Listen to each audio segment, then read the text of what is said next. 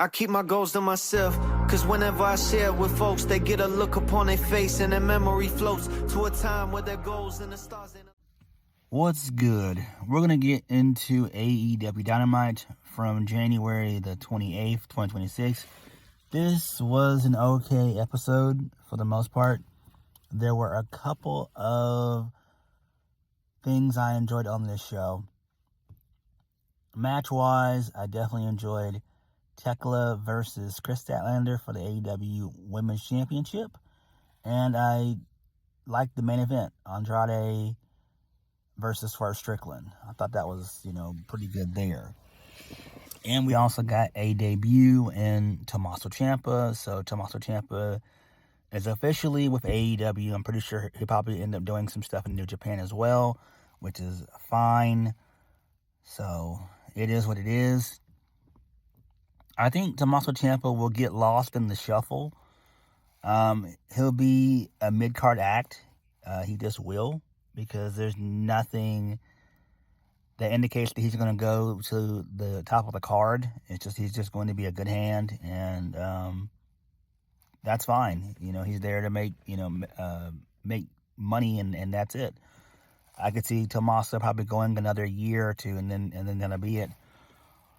So that begs the question, are we going to see Candice LeRae and Johnny Gargano show up? And the answer is yes. Whenever their contracts are done with WWE, I think they'll end up going to AEW. All three of them are big indie folks, so, that's fine. And I think Tomasso was treated very well in WWE. I really do think that he was treated very well, especially in NXT, the Black and Gold era. Heel Tomasso Ciampa was great. The main roster, not so much under Vince, although he got to work with The Miz and stuff, which is fine. I think he was U.S. champion, at one point in time, I'm not really sure, I can't remember. But here lately, within the last year or two, Tomasso basically seemed to be frustrated, and he just said, "Hey, look, I've been there, more than I've been there a decade, so So I mean, it's fine. Him being an AEW is fine. It is what it is. But is he really going to do anything in the long term? No, he's not. So let's go ahead and get into the review. So we kicked the show off with the first match of the night. Kenny Omega defeats Rocky Romero. I didn't watch this. I know it was short. So Kenny wins via the One Ring Angel. So post-match, he gets on the mic. Kenny says that he hadn't felt this good in years, and AEW is where the best are supposed to wrestle.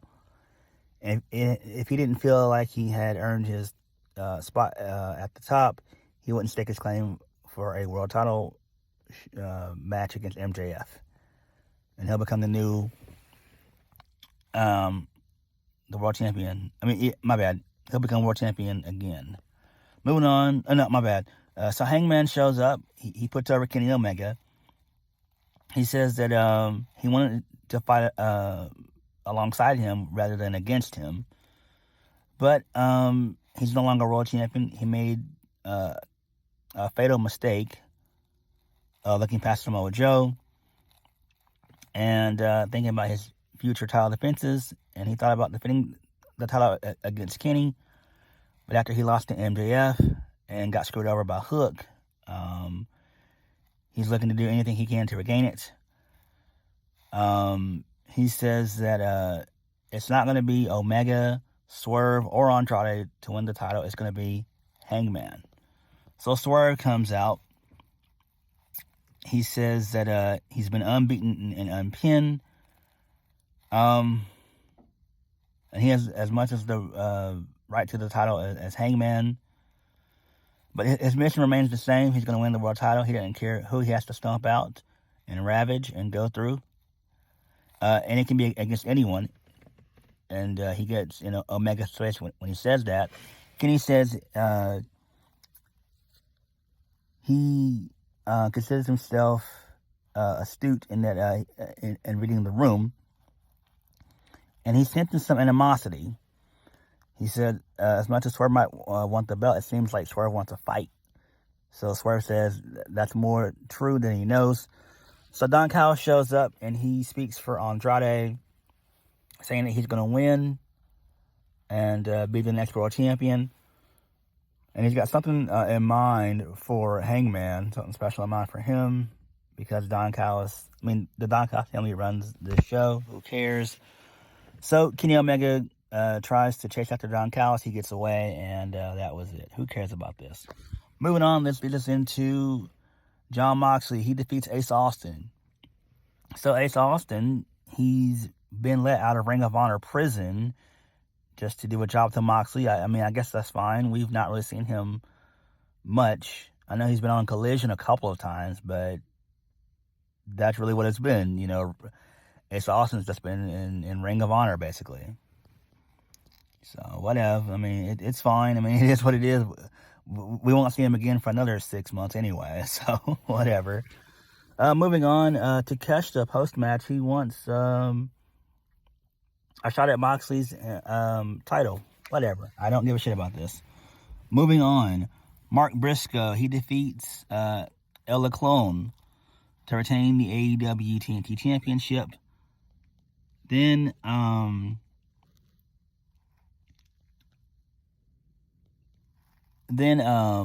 Mark Briscoe gets on the mic. He says that from the beginning, he ain't ducking and dodging. He's reigning and defending. So they're going to be on Texas. Right back in Texas on Saturday. And he loves the concept of the TNT Open Challenge. But there's one little asterisk. Nobody from the Don Callis family, because he's getting tired of them. And I agree, I'm the same way. So the lights go out. And we see a beating heart, and it goes black, and we see Tomasso Ciampa. So he gets a really good reaction, and Ciampa says that he'll see Mark Briscoe Saturday. Okay, this is fine, but is this going to make me watch Collision? No, I have not watched Collision probably since Kenny Omega versus MJF, and that was basically about 2 years ago at this point. So as much as I like Ciampa, and I'm a fan of his work, he kicks major ass, but sorry, I'm just not gonna watch Collision. I'm sorry. This would have been better served for like Dynamite next week, if we're being honest. But it is what it is. So whatever. Moving on.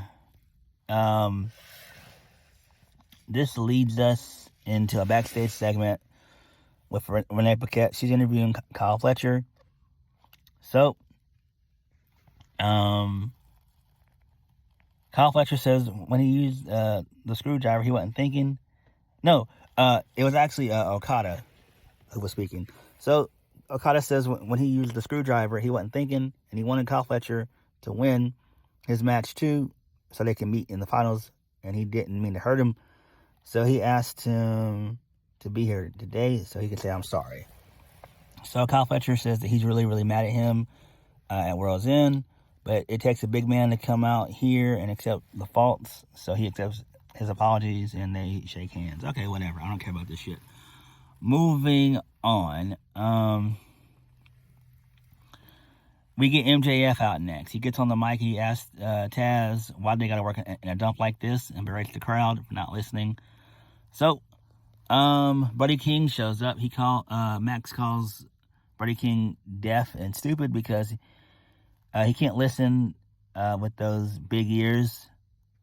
So he asks, before Buddy comes into the ring, is he going to be professional? So they can speak like men. Buddy King gives him a nod. So MJF says last week he made it clear that if you want a shot at the title, you got to beat somebody that matters. But Brody King keeps following him around like a lost puppy. That makes sense because he used to follow around Malachi Black and Buddy Murphy. So he asked Brody how's Buddy Matthews' ankle doing. Max says he didn't give a damn. So Max goes on. He says that he basically makes Brody King a proposition. He says that he's big, talented, handsome, and dangerous. He'll pay him. So whatever.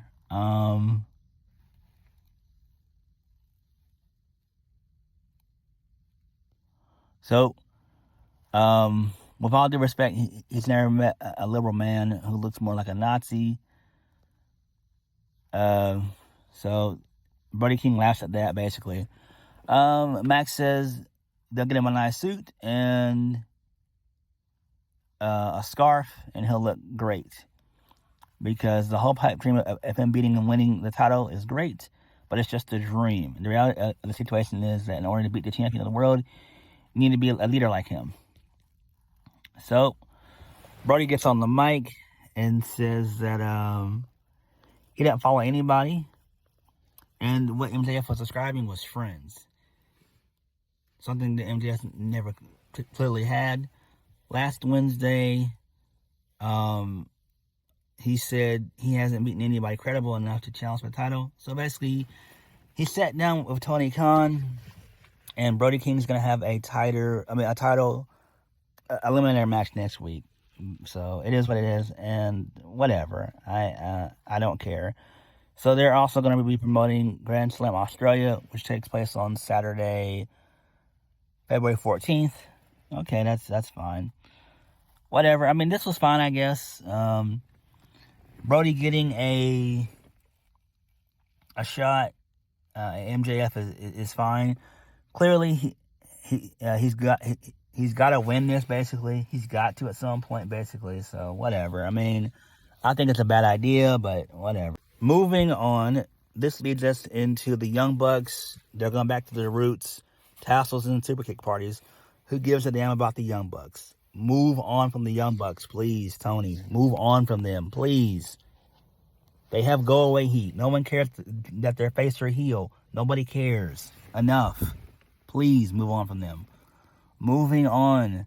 This leads us into Kris Statlander defeating Thekla to retain the AEW Women's Championship. This was a pretty decent match. It was short. It was about maybe 12 minutes. I did like it. You know, Thekla looks great. She really does. Kris Statlander winning with the right decision. She wins via the Saturday Night Fever. So that's fine. I do like that. And then post-match, Babes of Wrath, they came out to celebrate with Statlander. And then Megan Bayne and Penelope Ford, they stared down Babes of Wrath. Whatever. I mean, that's fine, I guess. So, who is Statlander going to drop the title to? I have no idea. I don't know who that could be. It'll probably be Mercedes, but she's on hiatus right now, so we don't know when she'll be back. She'll probably be back either by Revolution or a little bit after Revolution. So, I don't know. We'll have to wait and see. Moving on from that, this leads us into Don Callis. He says that the Don Callis family has been in a recruitment mode for a minute. It's time for the Don Callis family to take all the gold home, and it starts tonight with Andrade making his way to the world title by beating Swerve. And then Don Callis says Takeshita needs to take Kyle Fletcher's lead and forgive. So he says that Kyle Fletcher is synonymous with the TNT Championship, and whatever happens between Tomasso Ciampa and Mark Briscoe, Kyle will be waiting in the wings, and Mark Davis and Jake something will they're gonna squash FTR. So Takeshita asks Kyle if he's really forgiven Okada, and then he just walks away. So whatever. Moving on from that, this leads us into the demand. They beat up Jack Perry. So, whatever. I don't care about any of this shit at all. I don't. Moving on, this leads us into FTR. They defeat the Don Callis family, Jack Something and Mark Davis, with the help of the Death Riders. Moxley showed up and he clocked, I think it was Mark Davis with one of the tag belts that allowed for FTR to hit the Shatter Machine, and that was all she wrote there. So whatever, who cares? I don't care about this. Moving on, Orange Cassidy is backstage via interview with Renee Paquette.